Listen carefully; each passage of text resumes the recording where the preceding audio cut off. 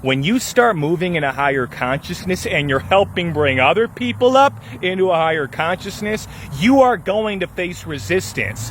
I've made videos before on unseen entities or demons that come and whisper in your mind, disguising themselves in your voice, sounding like one of your many thoughts, trying to get you to believe or identify with something negative about yourself or about your life.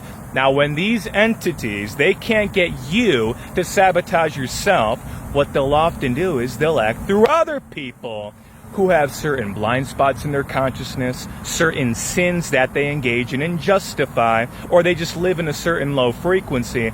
These individuals will become vessels for these entities, and they will act out onto you to try to get you to either think you're crazy, you don't know what you're doing, you should stop, you should give up, you should go down a path that's not aligned for you. You need to be mindful of this. When you're moving in a high frequency state and you're truly shining and glowing, you're going to bring out the darkness in those who are harboring it. You will bring up people's insecurities, people's pain, people's unresolved trauma, and the entities that are attached to those things as a byproduct of them not being resolved. So they'll come out onto you in perhaps very subtle, manipulative ways, or just outright in your face kinds of ways. You just need to pay attention to this. Don't look at the person, it's the spirit that's acting through them. People can genuinely be possessed by certain frequencies when they have these blind spots in their consciousness, certain sins that they engage in and justify, or they simply have very low frequency habits. And they might come out onto you when you start shining that light. It could be friends, it could be family members, it could be coworkers, it could be strangers on the internet.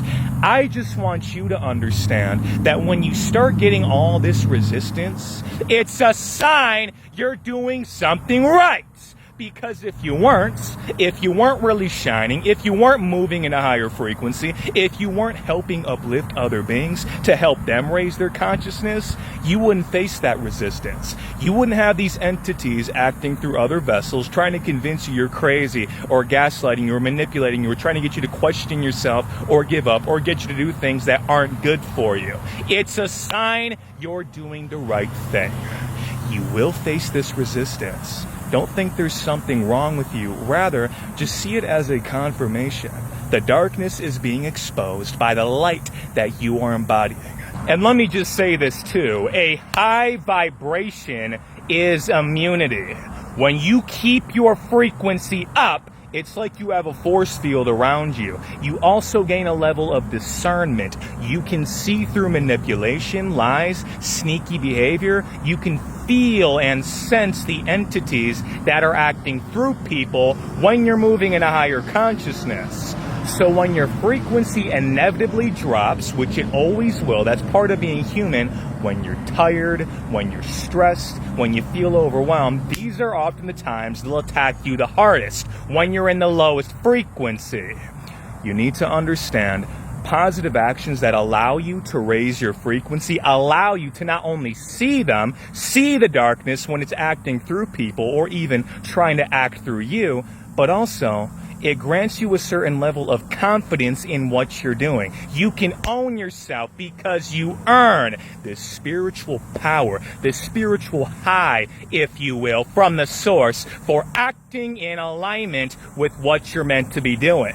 Now, if you need help establishing a consistent process that allows you to move in a higher baseline frequency, granting you that immunity, I can help you. For structure, start with the higher self rebuilds. For more direct accountability, book a discovery call with me.